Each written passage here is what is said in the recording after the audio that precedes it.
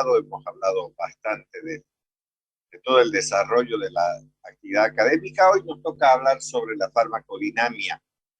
Y entonces me voy a poner a compartir pantalla en este momento. Recuerden que comenzamos con la farmacognosia, terminamos la farmacognosia y ahora vamos a empezar con la farmacodinamia, pues muy bien en las pantallas de sus celulares, tablet y computadora, pues seguramente ya tienen el título de la farmacodinamia que voy a pasar a agrandar. Ya tenemos agrandada la pantalla, voy a buscar el puntero para que señalemos algunas cosas que son necesarias. Ya saben que después de que se termine este periodo de 40 minutos del Zoom, volvemos a ingresar con el mismo link para que no haya ningún problema. Y cuando se acabe la segunda parte, pues nos empezamos a retirar hasta el día lunes. Entonces, bien, vamos a comenzar con esta farmacodinamia. Ya dijimos en la pasada clase que la farmacodinamia significa acción. Y la acción de los fármacos, sí, los médicos tenemos, mejor dicho, la obligación de saber. Porque si no sabemos la acción de los fármacos, entonces mejor que no los utilicemos. Porque si usted no sabe el accionar del medicamento, puede meterse en serios problemas, ¿no es verdad? Y es mejor entonces saber esta parte de la farmacología. La primera fue la farmacognosia y ahora tenemos que ver esta segunda parte que se llama farmacodinamia, que significa acción del fármaco. Eso significa. Muy bien, vamos a meternos entonces. Fíjense que hay un título ahí que dice acción farmacológica de las drogas y vamos a comenzar con los placebos.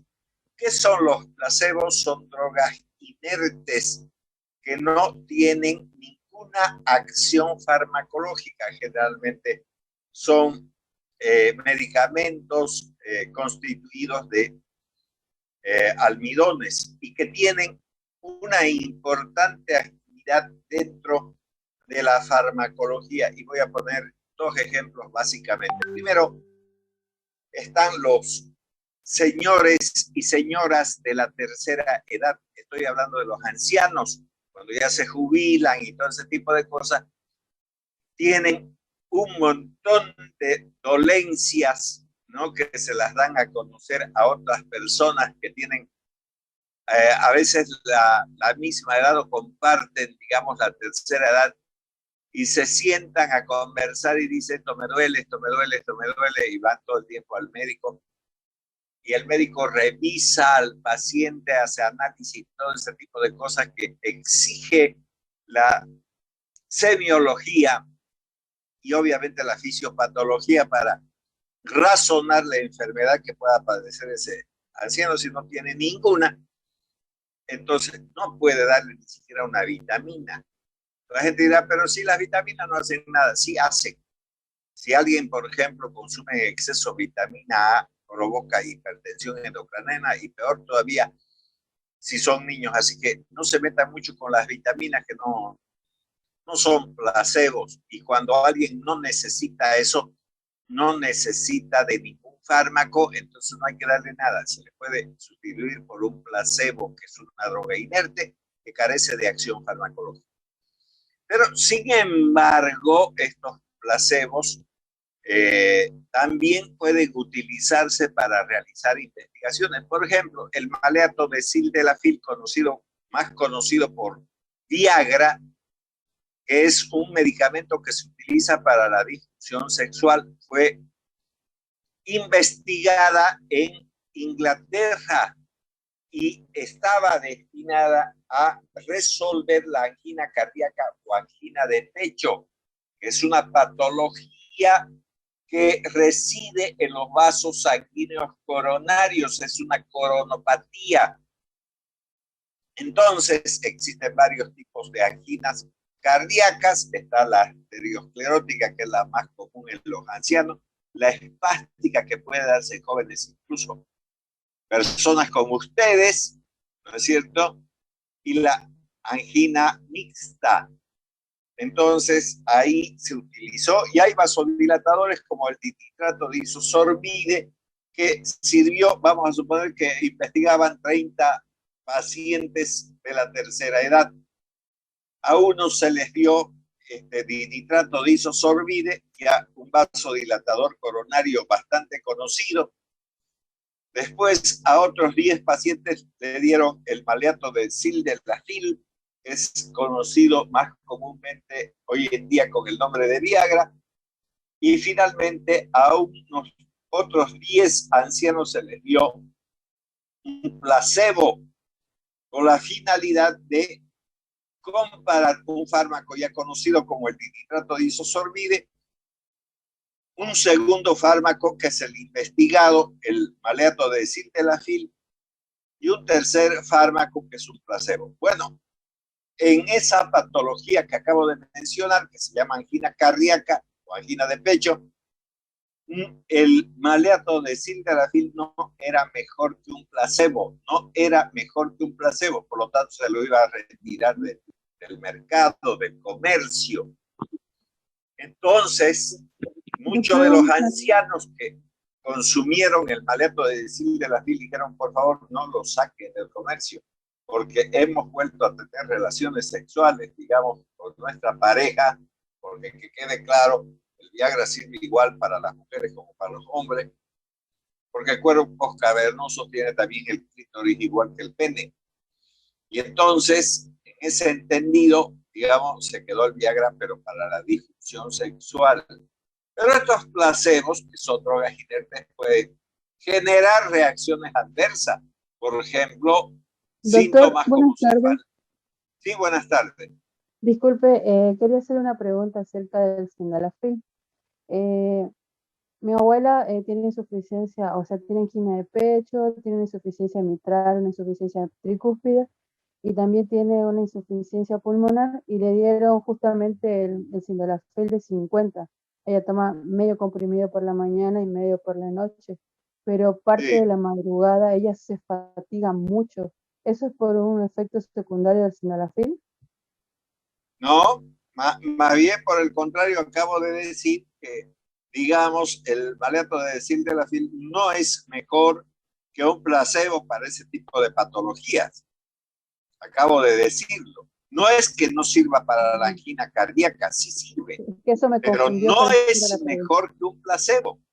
Por lo tanto, probablemente no esté del todo bien medicada y que podría usar otro vasodilatador como el dinitrato de isosorbide. No lo sé porque no me voy a meter mucho más allá de mis conocimientos. Yo, que quede claro, soy médico igual, pediatra, no tengo nada que ver con la patología de los ancianos, simplemente me toca informarles, ¿no es cierto?, acerca de los medicamentos.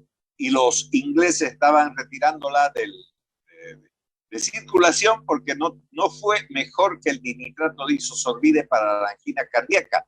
Y entonces la destinaron para la disfunción sexual. Entonces, en el caso de su abuela, la están usando justamente por los problemas vasculares que tiene a nivel del corazón. Y siempre tendría que valorarla un cardiólogo y usted debería de informar eso a quien está atendiendo. Esa es mi opinión, digamos, con respecto a este punto. No sé si responde a su Sí, pregunta. doctor, sí, me quedó claro. Gracias. Bueno, muy bien, perfecto. Bien, recuerden entonces, en el ejemplo que puse, no es que el sildenafil no sirva, sí sirve, ¿no? Pero también actúa como un vasodilatador a nivel de los vasos sanguíneos de los cuerpos cavernosos porque afecta una fosfodiesterasa que es distinta a la fosfodiesterasa de los vasos sanguíneos cardíacos. Cuando toque aparato cardiovascular vamos a volver a tocar el tema, así que no hay ningún inconveniente con respecto a esto. Muy bien, entonces, como iba diciéndole, hay pacientes que al recibir el placebo reaccionan de mala manera y eso se llama nocebo, que genera síntomas como por ejemplo dolor de cabeza, depresión, náusea, palidez, inapetencia, dolores abdominales, escalofríos. Y también puede generar estos mismos síntomas, ¿no es cierto? No solamente los placebos reactores, sino también en los hipocondríacos. Los hipocondríacos son personas que se agarran todas las enfermedades que puedan existir. Escuchan que alguien tiene algo, ellos también tienen. Y pueden ser personas jóvenes y por lo tanto pueden tener esta reacción. Y existen los placebos resistentes, que son esas personas que van al médico, no tienen nada, y uno le dice, bueno, esto es lo último que existe, digamos, como medicamento, le dan un placebo, y a los 2 o 3 días vuelve el paciente y dice, no me ha hecho absolutamente nada, y por lo tanto es un placebo resistente. Entonces, recuerden que la farmacología no siempre tiene drogas o medicamentos o fármacos o sustancias farmacológicas activas, sino también existen los placebos. Muy bien, ahora vamos a hablar de la farmacodinamia en sí, porque ya dijimos que la farmacodinamia significaba acción del fármaco, y es lo que tenemos que saber. Entonces uno preguntará el concepto de acción farmacológica, y podríamos decir que es la modificación por parte de las drogas, de los fármacos, de las funciones del organismo. Entonces, ¿qué es la acción? Es la modificación de las funciones del organismo. Y entonces estos fármacos pueden generar un aumento o una disminución de las funciones. Y entonces, fíjense, si hay una persona normal y consumiese morfina, que es un hipnoanalgésico, o sea, provoca sueño, pero además calma el dolor, disminuye la actividad del centro respiratorio. ¿Quién hace eso? Hace la morfina. Entonces, ¿cuál es la acción de la morfina? Es una acción depresora porque disminuye la actividad del centro respiratorio. Sin embargo, también tenemos funciones como un aumento de la función, digamos, de diferentes tejidos de nuestro organismo. Y en este sentido, la cafeína estimula el centro respiratorio, hace lo contrario que hace la morfina, pero también estimula la corteza cerebral. Por eso que se utiliza el café para poder estudiar, aunque desgraciadamente la cafeína puede llegar a provocar úlceras gastroduodenales, pero es un excelente estimulante de la corteza de la corteza cerebral, y entonces mejor captación va a tener la persona que está consumiendo, digamos, cafeína. Muy bien, entonces ya sabemos que acción significa modificación de las funciones del organismo humano. Bueno, también animal, si es que le administran a los animales. Muy bien, efecto ahora, porque es importante diferenciar entre lo que es la acción de lo que es el efecto. Entonces, quiero que no confundan, una cosa es acción y otra cosa es efecto. Entonces, ¿qué es el efecto? Es la manifestación de la acción farmacológica de las drogas que pueden apreciarse con los sentidos mediante aparatos sencillos. Entonces, vamos a volver a analizar. Y quiero que recuerden estos términos. No es lo mismo acción que efecto. Porque, por ejemplo, hace un momento dijimos que la morfina deprimía el centro respiratorio. Nadie tiene un cerebro de vidrio, ni tampoco la estructura del sistema nervioso central, digamos, es transparente para ver qué miércoles está haciendo la droga. En este caso, la morfina. Por lo tanto, usted no ve la acción del fármaco, no puede ver cómo la morfina deprime el centro respiratorio. Eso no puede ver. Pero entonces, ¿cómo sé que la morfina está deprimiendo el centro respiratorio?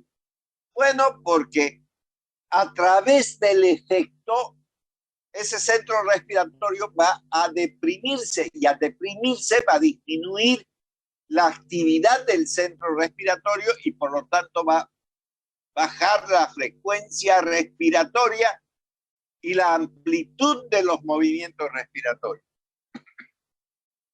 Por lo tanto, ustedes tienen en la diapositiva la región bulboprotuberancial, como ustedes pueden ver, y ahí dice centro respiratorio. Bueno, muy bien. Ahora voy a hacer algunas preguntas. Espero que alguien me conteste. ¿Cuántas respiraciones por minuto tiene un hombre de 30 años normal?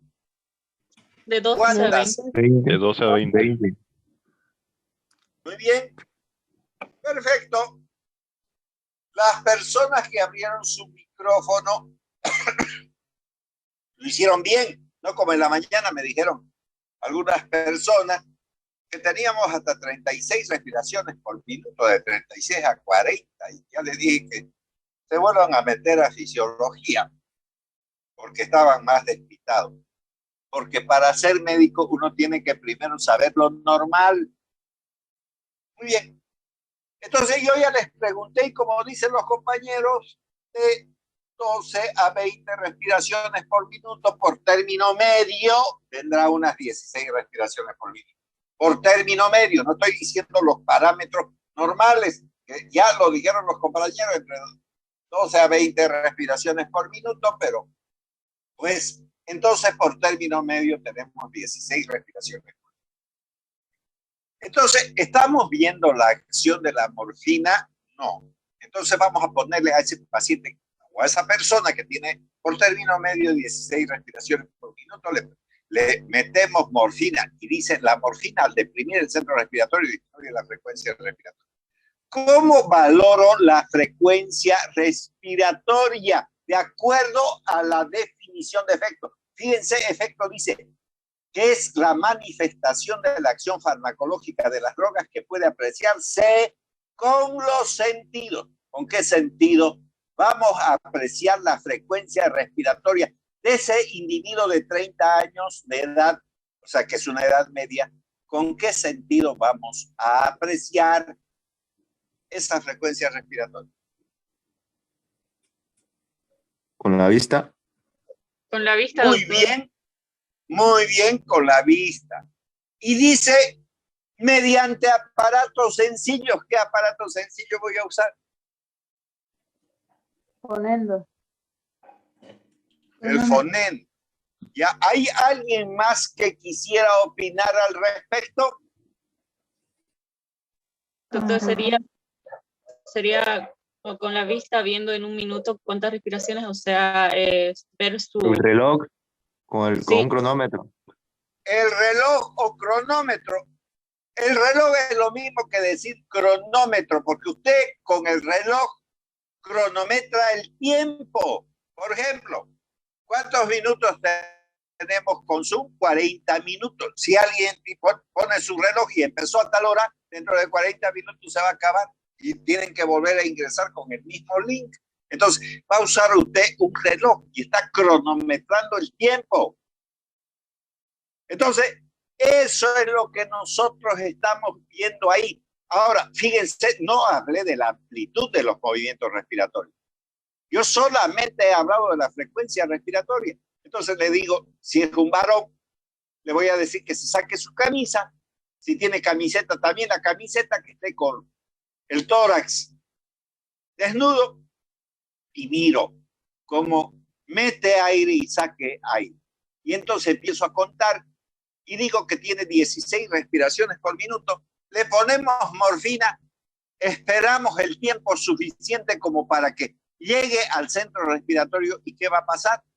Va a disminuir la cantidad de respiraciones por minuto, ¿no? Y entonces, al disminuir esa frecuencia respiratoria, podemos deducir de que la morfina está deprimiendo el centro respiratorio, pero no estamos viendo la amplitud de los movimientos respiratorios.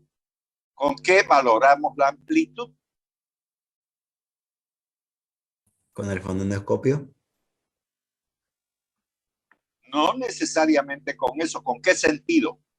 Viendo la Con la mano, doctor. Con las manos, con el tacto. Le ponemos las manos al tórax y entonces vemos qué cantidad de capacidad de insuflar o de introducir el aire y de sacar el aire vamos a tener. Entonces la ponemos las manos y se mueve. Estamos bien valorando, ¿no es verdad?, la amplitud de los movimientos respiratorios. Muy bien, perfecto. Estamos, creo que con mejores pilas que los de la mañana. Pero bueno, siempre es bueno participar. Por lo tanto, señoras y señores, o señoritas y jóvenes, entonces la fisiología es importante. Si no sabemos lo normal, no podemos utilizar fármacos porque los fármacos son para los enfermos. Entonces, y también pueden provocar esas manifestaciones que valoramos con los órganos de los sentidos, que puede ser el auditivo, puede ser el visual, puede ser cualquiera de nuestros sentidos más aparatos sensibles. Muy bien, tenemos 10 minutos, luego van a volver a ingresar con el mismo link cuando se terminen esos 10 minutos. Entonces, entramos a lo que, digamos, son los tipos de acción farmacológica, ¿no? Siempre teniendo en cuenta que el efecto es la manifestación farmacológica de la droga que puede apreciarse con los sentidos mediante aparatos sencillos. La morfina, al deprimir el centro respiratorio, disminuye la frecuencia respiratoria, pero también la amplitud de los movimientos respiratorios. En cambio, el efecto siempre es consecuencia de la acción y corresponde al conocimiento descriptivo del fenómeno a partir del cual se deduce la acción. Entonces, nosotros no podemos ver la acción, pero podemos deducir la acción, porque obviamente ese centro respiratorio, si está siendo deprimido, entonces tiene que bajar la frecuencia respiratoria. Y entonces podemos deducir que ya la morfina está en nuestro centro respiratorio o está en el centro respiratorio de nuestro paciente. Entonces, dentro de esos tipos de acción farmacológica tenemos la estimulación. ¿Y qué será la estimulación? Entonces vamos a definirla como un aumento de la función de las células de un órgano o sistema del organismo. De nuevo voy a volver a repetir. La estimulación es el aumento de la función de las células de un organismo o sistema del organismo. En este caso, tenemos como ejemplo la cafeína. Ahí hay una ampolla de cafeína. Incrementa las funciones de la corteza cerebral. Fíjense que a su momento había puesto que estimulaba el centro respiratorio, y sí lo hace, pero también les dije que la corteza cerebral. Si alguien se toma una taza de café y se pone a estudiar, va a mejorar su aprendizaje. ¿Por qué? Porque es un estimulante de la corteza cerebral. Eso es lo que estoy diciendo ahorita. Entonces, si alguien cree que con la coca va a mejorar eso, no. Mejor es tomar una taza de café. Con eso no les estoy diciendo, oiga, tomen cada rato café cuando estén estudiando, porque también tiene efectos adversos y puede provocar úlceras. Pero sin lugar a dudas, la cafeína es un buen producto para mejorar la capacidad de retención cuando uno está estudiando. Muy bien. Si nosotros estimulamos de manera prolongada, puede producirse depresión por agotamiento de las sustancias nutritivas. Ahora voy a poner este ejemplo. Tienen 6 materias en tercer año. Ya llegó los exámenes del primer parcial de todas las asignaturas, unas un día, otras otro día, y la gente cree que puede estudiar todo eso en menos de una semana que duran los exámenes. Y entonces se pone a tomar café y quiere mantenerse despierto todo el santo día, el siguiente día, el subsiguiente día. No se puede hacer eso. Por mucho que se tomen 100 toneladas de café, morirá, pero no se va a mantener despierto. Si alguien pregunta, ¿por qué? Porque se agotan las sustancias nutritivas, igualito el paciente termina durmiéndose. Recuerden que existen los Guinness de los récords para bailar, para comer, para mantenerse despierto, para mantenerse hablando si se trata, digamos, de radialistas y todo ese tipo de cosas. ¿Puede mantenerse durante 24 horas hablando un radialista? Sí. ¿Puede mantenerse 36 horas o 48 horas? Tal vez, pero a 72 horas jamás llegará. Porque si no duerme, enloquece. Y si enloquece, ya no es una persona normal. El ser humano no está hecho para eso, está para dormir. Entonces, no se metan un montón de drogas que no funcionan, no son buenas. Pueden utilizar la cafeína, pero obviamente, como acabo de definir, esa estimulación prolongada puede provocar depresión. ¿Y por qué provoca depresión? Por agotamiento de las sustancias nutritivas de las células. Ya, muy bien. Ahí está entonces la definición, si ustedes gustan, de estimulación. El segundo punto dice depresión. ¿Qué es la depresión? Entonces, es al revés. Es la disminución de las funciones de un órgano o sistema del organismo. Por ejemplo, los anestésicos generales como el éter, el alotano, lo tenemos ahí, deprimen el sistema nervioso central. Ya no generan estimulación, sino generan depresión. Si la depresión se prolonga, llega a la abolición de las funciones y se denomina parálisis. Muchas personas que han entrado a quirófano y han sido sometidos a anestésicos generales que pueden ser intravenosos o inhalantes, han terminado esa depresión en una parálisis cerebral. Y entonces han salido en silla de ruedas y no se recuperan nunca más. Y si esa parálisis genera un cese de las funciones de esas neuronas, entonces las neuronas mueren. Y entonces el paciente ya no sale con parálisis cerebral, sino sale muerto. Entonces, cuidado con las drogas depresoras, ¿no? Será pues entonces una disminución de las funciones cerebrales, pero si siguen aumentando, entonces va a provocar una parálisis del funcionamiento celular y si siguen insistiendo, termina entonces en la muerte de las células. Por eso quien vaya a tener en su mente que va a ser anestesiólogo, que tenga mucho cuidado, porque incluso los colegas son perversos, ¿no? Quieren pagarle lo que les da la gana, pero cuando llegan los juicios, al primero que lo venden es al anestesista. No, la cirugía no le ha hecho eso, sino los medicamentos que le ha puesto el anestesiólogo.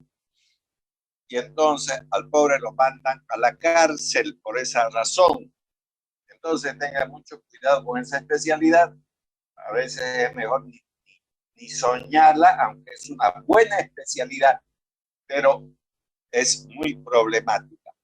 Muy bien, entonces ya vimos lo que es estimulación, ya vimos lo que es depresión, ahora vamos a ver irritación. ¿Qué es la irritación? Entonces, es la estimulación violenta que produce lesión con alteración de la nutrición, crecimiento y morfología celulares, pudiendo llegar hasta la inflamación. Entonces ahí tenemos un caso, un ejemplo del nitrato de plata.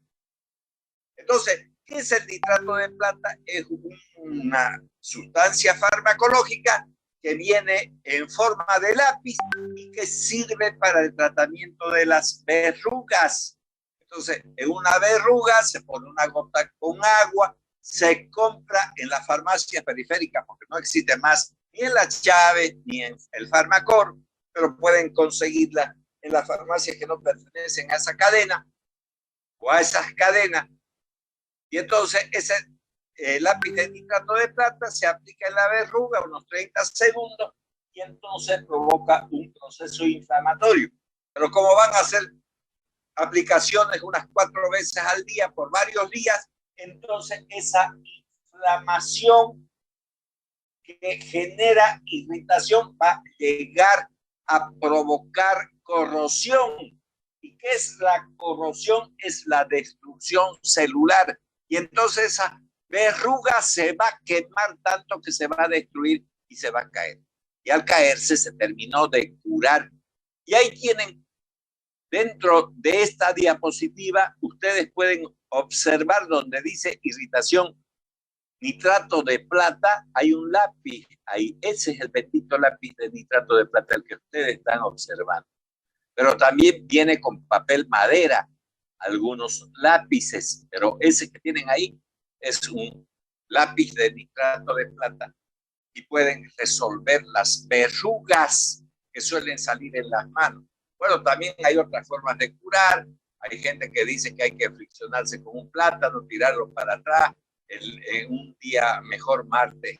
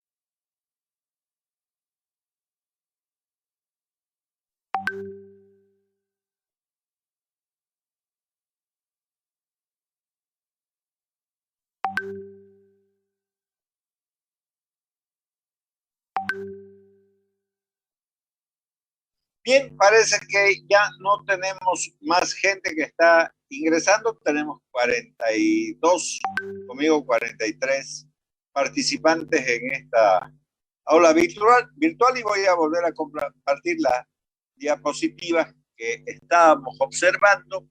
Aquí la tenemos, entonces vamos a compartirla. Ya, ahí ya tienen entonces de nuevo la diapositiva en la que habíamos quedado. Estábamos pasando justamente a la siguiente diapositiva cuando se cortó.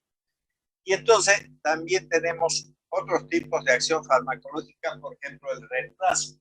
¿Y qué es el reemplazo entonces? Es la sustitución de la secreción del organismo. Por ejemplo, las células beta pancreáticas secretan insulina. Y entonces, ¿qué estamos haciendo? Estamos sustituyendo con la insulina externa, esa que ustedes están viendo ahí en las diapositivas, que es una insulina que la encontramos en la farmacia, porque ya las células beta del páncreas están produciendo escasa cantidad de insulina o no la producen directamente. Entonces ahí tenemos el reemplazo, que es la sustitución entonces de las secreciones del organismo. En el caso de la diabetes, entonces se aplicará o se reemplazará la insulina que debería de producir las células beta pancreáticas por una insulina exógena. Y finalmente tenemos la acción antiinfecciosa. Existen drogas que introducidas en el organismo son capaces de atenuar, disminuir los microorganismos productores de infección sin producir efectos notables en las personas, o también, si ustedes gustan, utilizar la palabra huésped. Estas drogas de acción antiinfecciosa se denominan quimioterápicos, como ocurre, por ejemplo, con la penicilina sódica que ustedes observan ahí en el tratamiento de las estreptococias, que pueden llegar a producir, por ejemplo, amigdalitis, dermatitis estreptocócica, o en todo caso, por otros gérmenes, por ejemplo, como el treponema pallidum, que produce esta grave enfermedad de otros tiempos, como es la sífilis. Recuerden que la neurosífilis, cuando ya afectaba el sistema nervioso, generaba la muerte de la gente. Entonces, ahí tienen la acción antiinfecciosa. Recuerden que estos medicamentos denominados quimioterápicos, antibióticos, o como quieran llamarle, ¿no? Sí se aplican en el ser humano, pero no es para matar las células del ser humano, es para matar esas células denominadas bacterias. Y no necesariamente todos los medicamentos que se introducen en el organismo, ¿no es cierto?, pueden generar la destrucción de ellos, sino pueden también disminuir la cantidad de microorganismos, como ocurre, por ejemplo, con los medicamentos antivirales, con el SIDA, disminuyen el número de virus y entonces mejora el paciente, pero no los terminan de exterminar, digamos, o destruir de manera definitiva. Por eso es que esa enfermedad no se cura, sino se controla. Entonces, ahí tienen ustedes la acción antiinfecciosa. Bien, pasamos a la siguiente diapositiva de este tema denominado farmacodinamia. Muy bien. Entonces, tenemos ahora el sitio de acción de las drogas. O sea, ¿dónde actúan las drogas? Las drogas pueden actuar de manera local. Es producida en el lugar de aplicación del fármaco. Por ejemplo, tenemos ungüentos oftálmicos, por ejemplo, de gentamicina, o tenemos cremas de gentamicina. En los ungüentos, obviamente, hay que usarlos en la conjuntiva ocular. Los colirios también son ejemplos de gotas que se aplican en los ojos de manera local en los casos de conjuntivitis. En los casos de otitis también se aplican gotas ópticas para resolver las infecciones de oído. También eso es una acción local. Hay también cremas vaginales o supositorios vaginales que se llaman óvulos, que tienen una acción local sobre la vagina. Eso es una acción local, no es una acción sistémica. Obviamente sobre la piel, sobre el cuero cabelludo, sobre el pelo, depende de las patologías que tenga cada persona, y entonces incluso se puede aplicar en la boca sin llegar a tragar el fármaco, solamente de aplicación local. Por ejemplo, la violeta de genciana se puede utilizar en algunos casos de micosis de manera local. Pero sin lugar a dudas, la acción general o sistémica es la más importante, porque cuando hablo de acción general o sistémica, el fármaco no se aplica de forma local.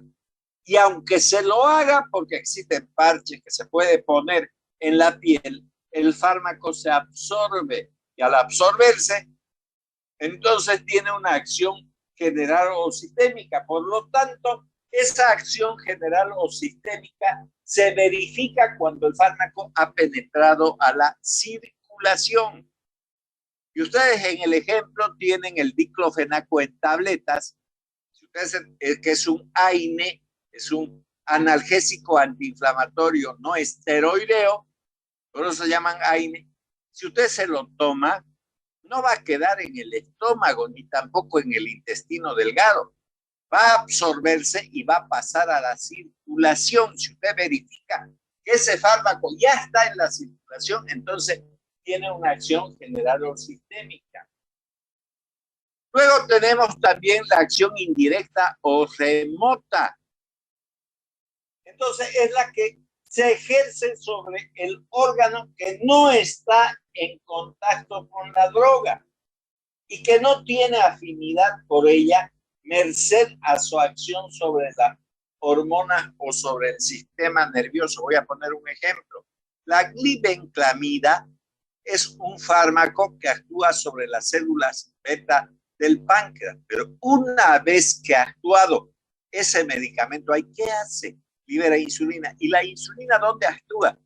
En todas las células del organismo, no donde ha actuado la glibenclamida, sino se vuelve esa actividad de tipo sistémica por la liberación, si se quiere, de la insulina. Entonces, tiene una acción indirecta, porque no resuelve la glibenclamida de manera directa la hiperglicemia, solamente estimula las células beta y hace que secreten más insulina, y entonces la insulina secretada es la que genera, ¿no es verdad?, la disminución de la glucosa en sangre en los pacientes diabéticos. Igual cualquier hormona llega a hacer exactamente lo mismo. Bueno, muy bien, pasamos a la siguiente diapositiva. Y entonces tenemos la selectividad. Importante este término también. Por ejemplo, tenemos en esta selectividad y dice lo siguiente: la mayor parte de los fármacos actúan sobre estructuras específicas de órganos o tejidos debido a su selectividad. Y entonces mencionan los glucósidos cardiotónicos. Y ahí en la imagen tienen una cajita de digoxina de 0,25 miligramos. Pero además en esa cajita dice insuficiencia cardíaca y arritmia. Si dice insuficiencia cardíaca, no se lleva a cabo pues esa patología, por ejemplo, en la rodilla. No se lleva a cabo en el occipital, no se lleva a cabo en la espalda, no se lleva a cabo en el estómago, igual las arritmias. Entonces, ¿dónde va a actuar esto? Sobre el corazón. Entonces, ¿qué son los glucósidos cardiotónicos? Son fármacos que actúan de manera selectiva sobre el corazón. ¿Y por qué lo hacen? ¿Por qué lo hacen? Porque en primer año de medicina ya me enseñaron en la asignatura de histología que existen 4 grandes tejidos. Dentro de esos el tejido muscular. Y existen 3 tipos de músculo: el esquelético, el cardíaco y el liso. Eso me enseñaron en histología. Y entonces la digoxina, ¿por qué actúa sobre el corazón? Porque ese es músculo cardíaco. ¿Y dónde hay músculo cardíaco? En el corazón y en la emergencia de los grandes vasos. Cuando salen los grandes vasos del corazón, eso quiere decir, o sea, vamos a tener en la aorta, en la pulmonar, para mencionar algunos de esos vasos sanguíneos que están conectados de manera directa con el corazón. Entonces, ¿dónde van a actuar los glucósidos cardiotónicos? En la musculatura cardíaca. Y musculatura cardíaca no hay en otro lado que no sea el corazón y la emergencia de los grandes vasos. Por eso son selectivos. No afectan el pulmón, no afectan el intestino, no afectan el cerebro de manera directa, porque no tienen esas regiones, esos tejidos, no tienen músculo cardíaco. Y por esa razón son selectivos, no porque tengan cerebro los fármacos, y solamente tengan que dirigirse donde el médico quiere que llegue. No es así. Entonces, depende de la distribución de los tejidos que tenemos en el organismo humano. Ya le he dicho que existen 4 tejidos básicos, ¿no es cierto? Y dentro de esos está el tejido muscular, que se divide en 3 clases: el músculo esquelético, el músculo cardíaco y el músculo liso. Y aquí solo estamos hablando de músculo cardíaco. De eso estamos hablando. Bien, continuamos entonces. Acción irreversible. Existen fármacos que modifican la función celular de modo que ésta no se recupera una vez que la droga deja de estar en contacto con aquellos. Entonces, fíjense que vamos a poner un ejemplo en este momento, el cual además, entre otras cositas, me servirá para hacer algunas preguntas más y espero que haya personas que me la contesten. Ocurre que las damas, que son mayoría en el aula, o sea, la mayor cantidad de personas que estudian medicina son mujeres.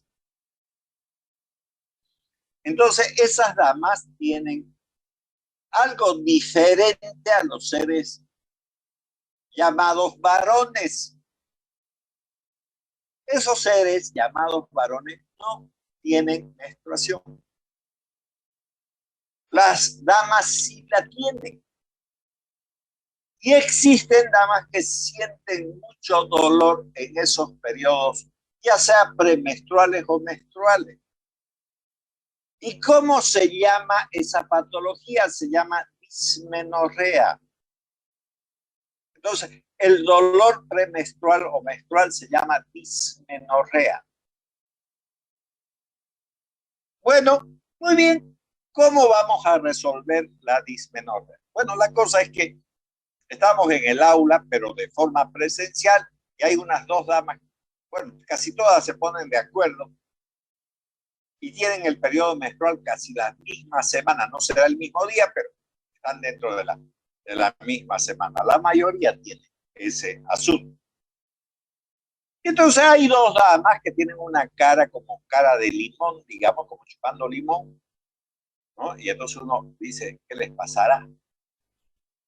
Entonces una de ellas se llama Marta y la otra se llama María. Y yo pregunto y le digo, ¿por qué están así? Bueno, porque estamos con nuestro periodo, a bajar, tengo mucho dolor de bajo vientre, incluso a mí me duele hasta la espalda y a mí no quisiera que me hable nadie. Entonces digo, en mi cabeza, están con dismenorrea. Bueno, muy bien. Y en mi bolsillo, o en mis bolsillos, tengo dos tabletas. Una de aspirina y otra de Novalgina. Entonces, a Marta yo le doy la aspirina y a María le doy la Novalgina. Ella la toman y dentro de unos 30 minutos ya mejora su cara. Porque hay que darle tiempo para que el medicamento se absorba. Y entonces primero voy a hablar de la acción farmacológica, no del efecto, de la acción farmacológica. ¿Dónde actúa la aspirina y dónde actúa la Novalgina? Actúan en unas enzimas denominadas ciclooxigenasas. Y existen tres tipos de ciclooxigenasa. La ciclooxigenasa 1, la ciclooxigenasa 2 y la ciclooxigenasa 3. Ambos fármacos provocan la inhibición de esas ciclooxigenasas. Y entonces, al inhibir las ciclooxigenasas, no se forman las prostaglandinas ni el tromboxano A2.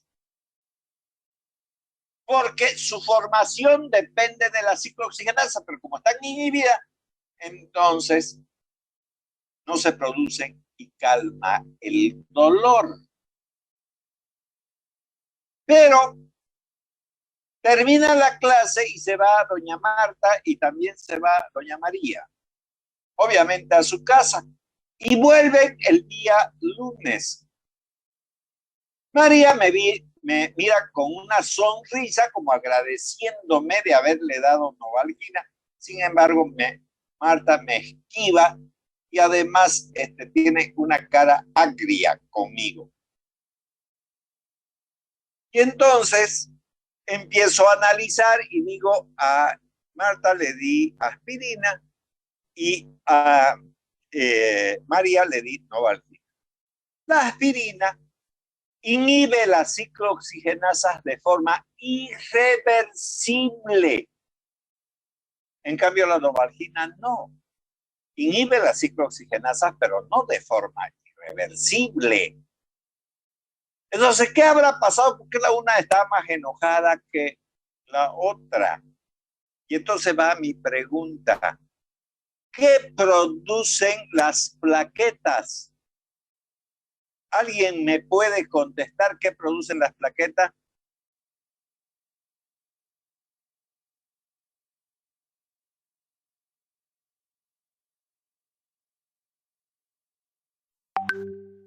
Nadie. Tromboxano O sea A2. ¿Taponamiento? Tromboxano A2, muy bien.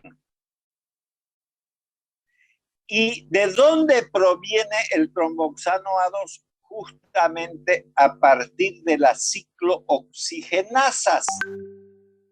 Y entonces al inhibir de forma irreversible, entonces las plaquetas no pueden formar tromboxano A2. ¿Alguien me puede contestar para qué sirve el tromboxano A2?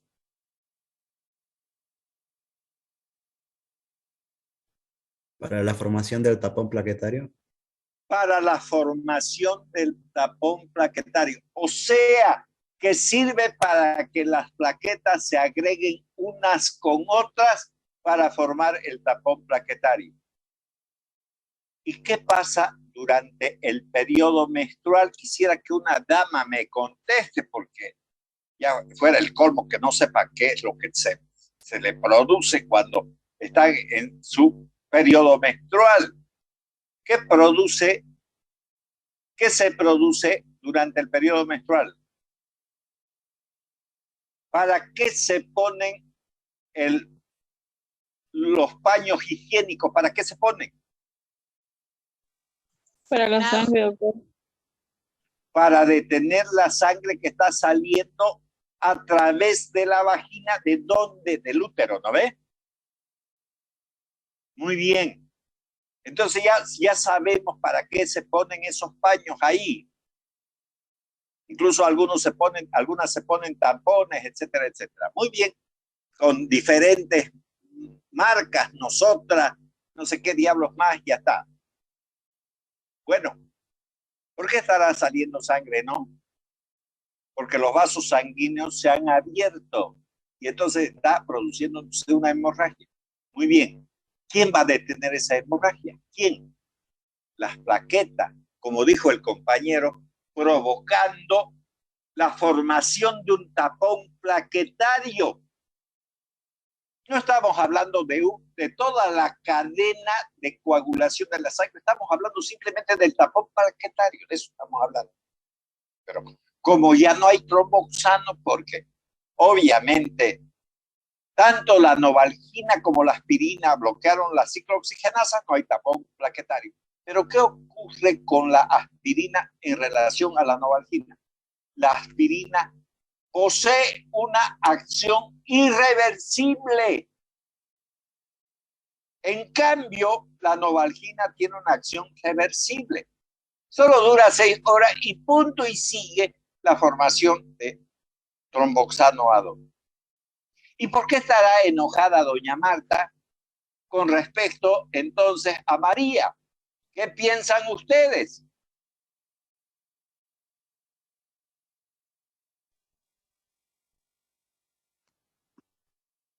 ¿Porque le vuelve el dolor? Uno, porque le vuelve el dolor, pero se va a seguir tomando novalginas María. Sin embargo, doña Marta, aunque se siga tomando, es a la que menos le va a causar problema el dolor, porque como tiene una acción irreversible, entonces sigue calmando el dolor, digamos, es mucho mejor en ese sentido. Pero ¿qué le producirá a doña Marta? Porque doña Marta está enojada conmigo, no doña María. Porque doctor, en ese caso, el sangrado sería más tiempo que... Claro, muy bien. Entonces, en vez de gastarse 1 o 2 paños en su periodo menstrual por día, va a gastar 4 o 5, porque le va a venir una hemorragia de Dios Padre y Señor mío, porque al actuar de manera irreversible no se está formando el tromboxano A2. Y ahora, ¿hasta cuándo yo iré a esperar para que se pase ese problema? Porque fíjense, ahí dice que la aspirina entonces tiene una acción irreversible. ¿Cuánto tengo que esperar para que siga esa bendita hemorragia? Eso lo han estudiado en fisiología. ¿Cuánto?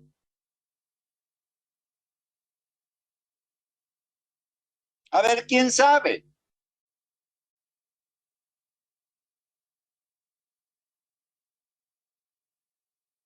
Bien, al parecer nadie. Bueno, entonces voy a aclarar la cosa. Según la fisiología, las plaquetas viven entre 8 a 10 días. Si las plaquetas son afectadas, porque son las que producen el tromboxano A2 de manera irreversible, ¿qué tiene que ocurrir con las plaquetas para que vuelva a la normalidad? Tienen que morirse aquellas que están afectadas por la aspirina y tienen que ser reemplazadas por otras que no están afectadas, porque la acción es irreversible. Por eso dice, existen fármacos que no modifican, que modifican la función celular de modo que esta no se puede recuperar una vez que la droga deja de estar. No se recupera la célula. Entonces, ¿qué tiene que ocurrir con la célula? Tiene que morirse. ¿Y cuánto vive pues una plaqueta? De 8 a 10 días. ¿Cuánto le va a durar entonces la menstruación a doña Marta? Más de 3 días. 10 8 a 10 días le va a durar. ¿Y no es una maldición eso? Pregunto, ¿no es una maldición eso? Tiene que gastar más paño. Primero le cuesta caro y va a seguir sangrando todito el tiempo. ¿Entienden? Entonces, pese a que los dos fármacos provocan calmar el dolor, bajar la fiebre y ser unos antiinflamatorios, no son lo mismo. Por eso les dije desde un principio, si ustedes van a usar un fármaco, pues tienen que entenderlo, porque si no lo entienden van a causar desastre y medio en la gente. ¿Sí o no? ¿Sí o no? Bueno, de eso se trata, de que yo entienda las cosas, por qué se producen las cosas. No es que uno quiera pasar una clase por pasarla, digamos. Entonces, usted tiene que usar fármacos donde las células se puedan recuperar, si no se recupera, salvo que haya cánceres y afecten solamente a los cánceres. Porque si se mueren las células cancerígenas, entonces, ¿quiénes son los que tienen acción irreversible? Los fármacos, o sea, la inmensa mayoría de los fármacos que sirven para el tratamiento de los cánceres. Esos tienen acción irreversible. Y también la aspirina, que quede claro. Entonces es importante saber la acción farmacológica. Gracias a Dios que la mayor parte de las drogas producen acciones temporales. Y una vez que son eliminadas del organismo, entonces las células vuelven a funcionar de manera normal. Por eso es que los médicos, ustedes que van a ser médicos, dicen, este medicamento usted va a tomar cada 6 horas. ¿Para qué le ponen cada 6? ¿Para qué le ponen cada 8? ¿Para qué le ponen cada 12? ¿Para qué le ponen el efecto del fármaco? No, porque esa es la vida que tiene ese fármaco. Cuando se sale del organismo, ya no tiene acción. Pero la aspirina no. La aspirina no, se queda ahí en el organismo hasta que se muera la plaqueta. Igual los fármacos que se usan para el tratamiento de los cánceres. Pero si alguien estaría utilizando ampicilina, va a tener que tomar cada 6 horas. ¿Por qué? Porque en ese lapso de tiempo se elimina. Y al eliminarse deja tener acción. Si deja de tener acción, las bacterias se vuelven a recuperar. Entonces tienen que tomar obligatoriamente cada 6 horas. ¿No ves? Salvo que su función renal no sea la óptima, porque si no es, también no va a poder tomar cada 6, tomará cada 8, cada 12, depende. Ya. Entonces es importante que los fármacos o la mayor parte de los fármacos o drogas produzcan acciones temporales y una vez eliminadas del organismo, entonces el funcionamiento de las células vuelvan a ser normal.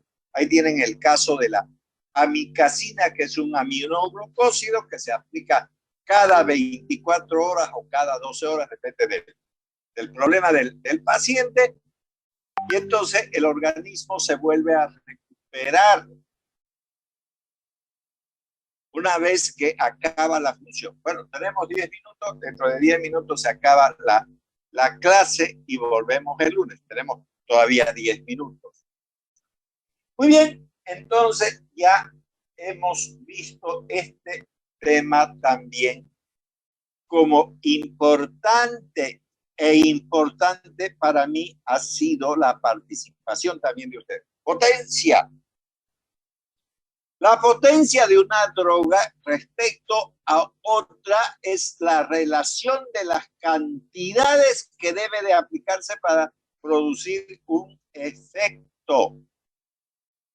Entonces, esto es importante, sí, pero la gente tiene una pésima costumbre de usar la palabra fuerte.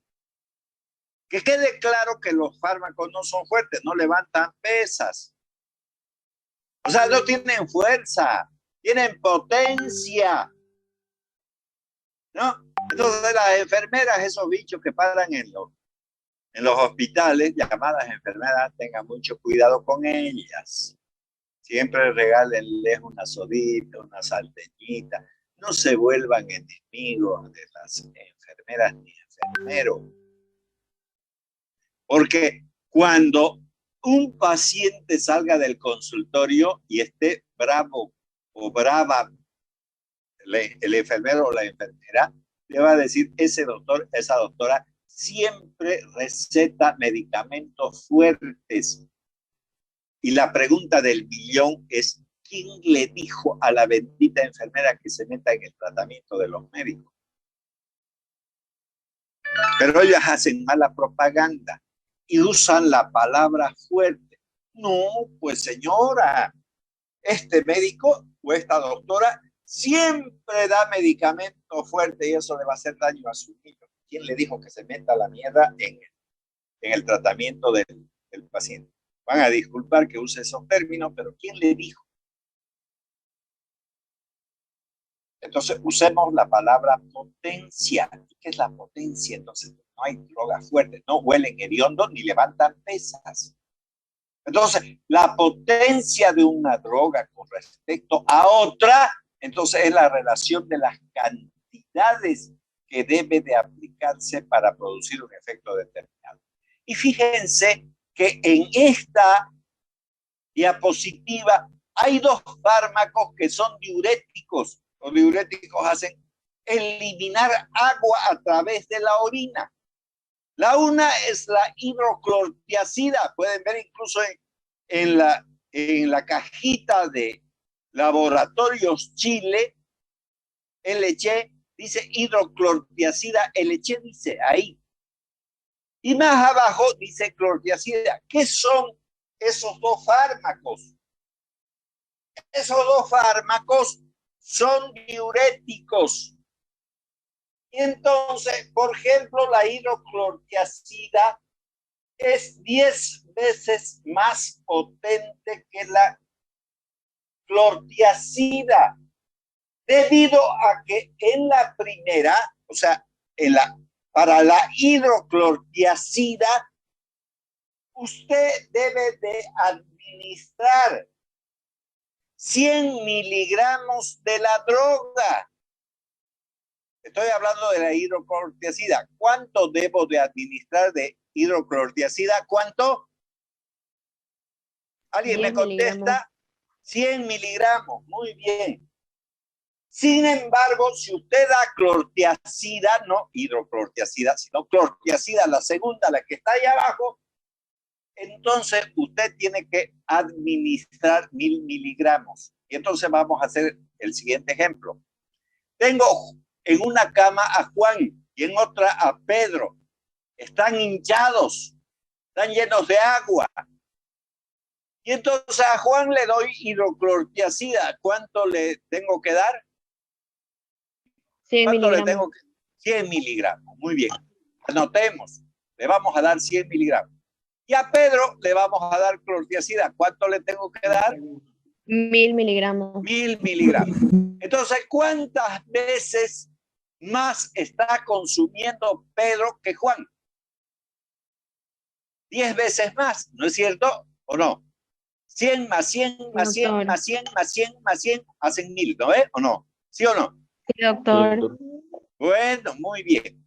Y entonces le damos a las 7 de la mañana. A ambos le vamos a dar. Al uno le damos 100 miligramos y al otro le damos 1000 miligramos. Y hemos dicho que no vamos a ver la acción. No vamos a saber dónde se produce la acción, pero sí vamos a ver el efecto. ¿Cuál sería el efecto? ¿Cuál sería el efecto en este caso?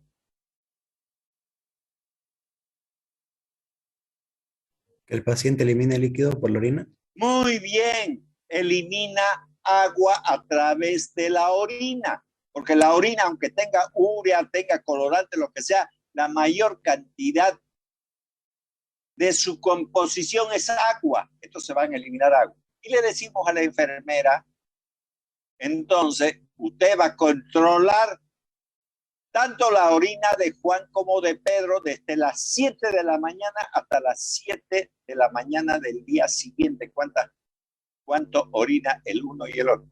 Y entonces, ¿qué deberá de hacer la enfermera? ¿Ustedes creen que debería de mandarlos al baño o no? ¿Quién dice sí y quién dice no? Escucha oferta. Doctor, ¿tendría que controlar la diuresis del paciente? Ya, muy bien. ¿Con qué? Colocándole sonda o que orine en un recipiente. En un recipiente, ¿como qué? Doctor, ¿la sonda vesical? No, pero la orina, ¿dónde va a caer? ¿En el inodoro o en otra parte? No, doctor, la recolectan en los patos que le llaman y luego lo vacían a unos frascos que los frascos están milimetrados, ya sea en litros.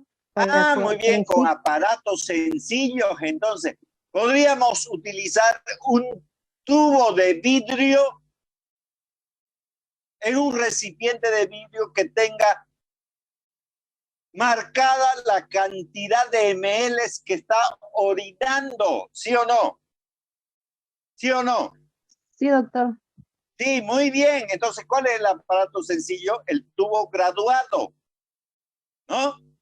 Y entonces vamos a suponer que Juan y Pedro, después de unas 2 horas que han tomaron a las 7 de la mañana, 8 de la mañana 1 hora, 9 de la mañana 2 horas, y cada cual quiere orinar. Y entonces orinaron, vamos a suponer 200 ml cada uno. Entonces, ¿qué necesita un tubo de vidrio graduado? Porque si no hay ese tubo de vidrio graduado y lo mandan al inodoro, aunque no le pongan sonda, ¿cómo van a saber cuánto ha orinado en 24 horas? ¿Cómo van a saber? Obligatoriamente tiene que haber un tubo graduado. ¿Está claro eso? ¿Sí, no ve? Sí, doctor. Y Sí, como el doctor. doctor o la doctora que son ustedes han dicho, va a medirme la cantidad de orina de Juan y Pedro, ¿no es cierto? Durante 24 horas, que va a necesitar además un reloj, ¿no ve? ¿Sí o no? Sí, doctor. Sí, muy bien. Y tiene que anotarlo en la historia clínica cada vez que vayan a orinar.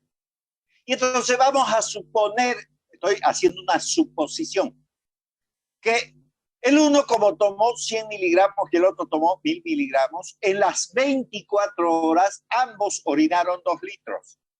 En las 24 horas, de 7 de la mañana del día 30 de marzo a las 7 de la mañana del día 31 de marzo, orinaron 2 litros. ¿Estamos de acuerdo? Me estoy inventando esa cifra. No sé si eso orinarán, pero bueno, digamos, eso salió. Entonces, yo pregunto ahora, ¿cuál de las dos drogas es más potente? ¿La hidroclortiazida o la clortiazida?